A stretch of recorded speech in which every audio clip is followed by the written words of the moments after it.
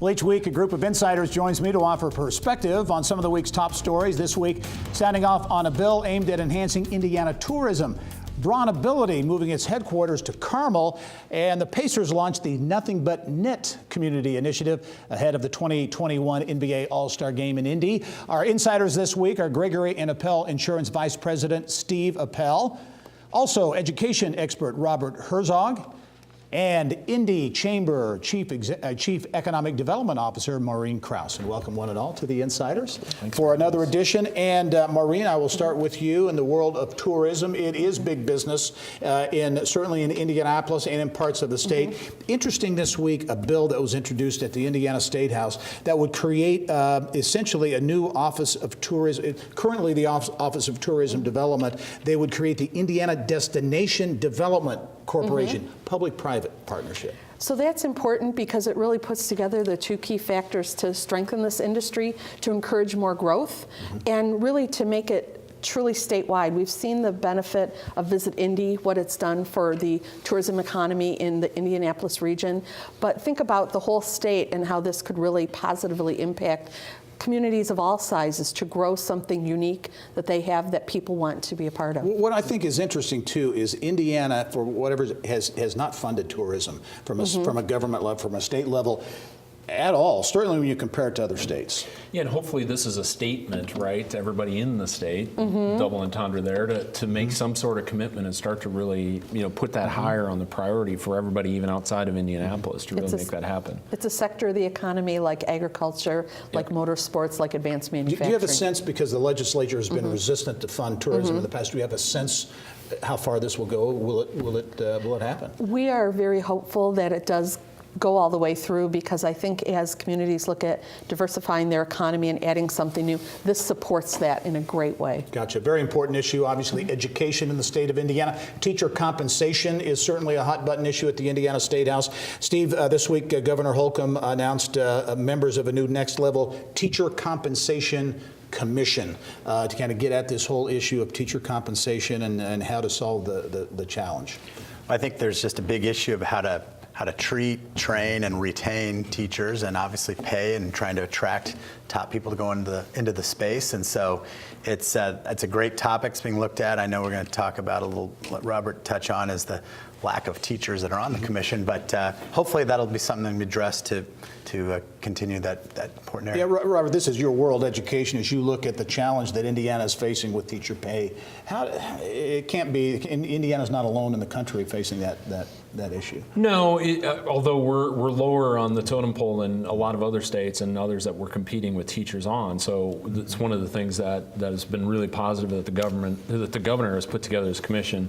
It is I think has been in the last 24 hours a small detractor about who's been on it, but it is the right step, and it is a creative and signifying event that says we need to look at this, and we really need to look at creatively across the education landscape at K-12 here. It's a blue ribbon committee, right? A lot of smart people to look at creative ways to figure out how we can make that work, because it's very important in teacher pay across the United States. You've seen this like in Denver. There's a lot of unionized activity that's going on to really raise those wages. So I think they're doing the right thing, getting out in front of that, being proactive to find ways to work with the school board and other leaders throughout the state to really make it happen. All right, shifting gears, communities all over the state of Indiana are creating major live, work, play developments, redevelopment projects focused on downtown. Certainly Westfield is one of those cities this week unveiling plans. Actually, it's been 12 years in the works, but a funding plan for Grand Junction Plaza, which is a $37 million project, really a big project in that community. Mayor Andy Cook says it is a key to the vibrancy of that downtown.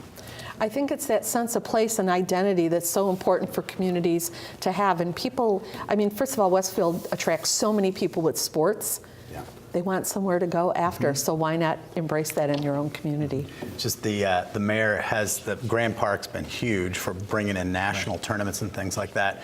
The mayor had the funny line of, we have to do much more than what is it? Filling potholes and picking up trash. And I just, living in Indianapolis right now, the pothole issue maybe hasn't hit Westfield, but that's very important still. And isn't it amazing? You look at Hamilton County, you look at Westfield, at Fishers, at Carmel, at Noblesville. A lot of activity going on in all those communities when you look at their downtowns. And it's just the next step, right? And I think that was maybe the side of what he was trying to focus on with his statement is this is the next piece of what the overall strategy for Westfield needs to be, and it is a good one. It balances work-life play, and they need you need to create more people helps who can with live talent there. attraction. Exactly. It's that place. When you come, let's shift gears, come to Indianapolis, Maureen, I'll give you a chance to kind of tout some big numbers, right? The Indy Chamber in 2018, some big economic development and investment numbers. So our regional economic partnership, which is the city and the 9-county donut counties, last year had the best year in its 20-year history,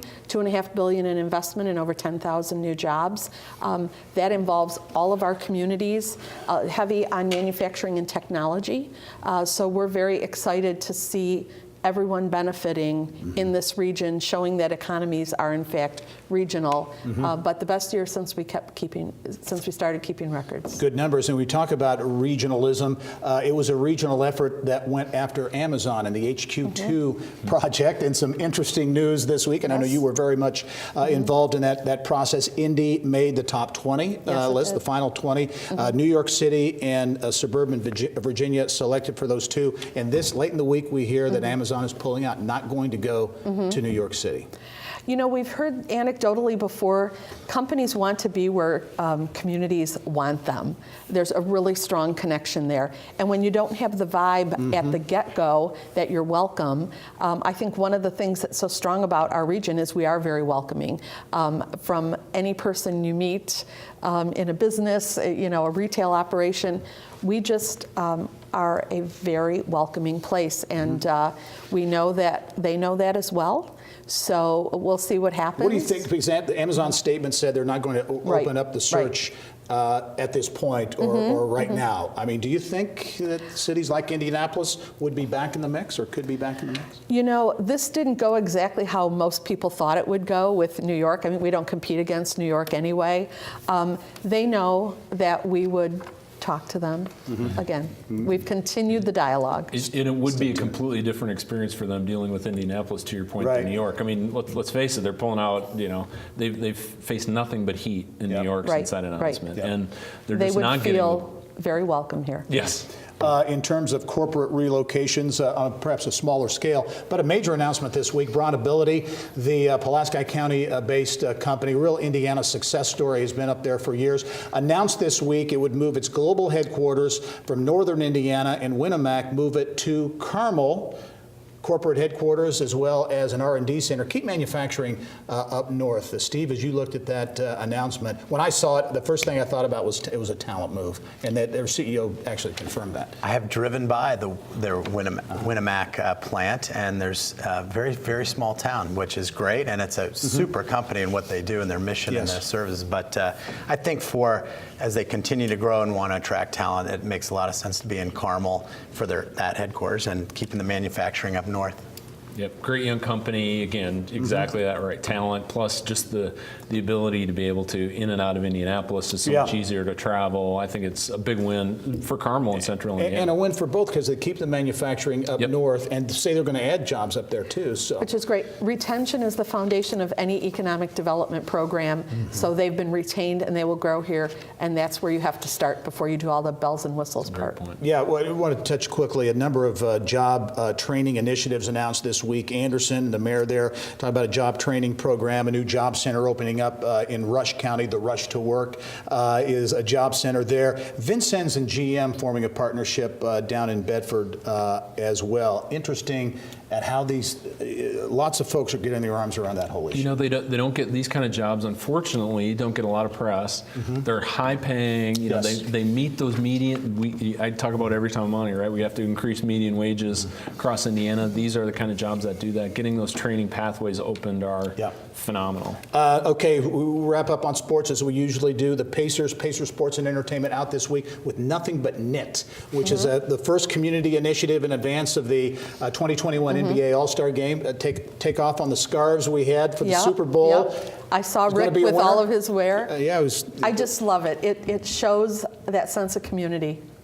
Nothing Yeah. else. I love it. The Super Bowl thing, remember, people were knitting from all over the country, so All it'll over, be yes. interesting to see if it Yeah. picks up the same juice for the NBA All-Star. Yeah, Indy always does a great job hosting big-time events.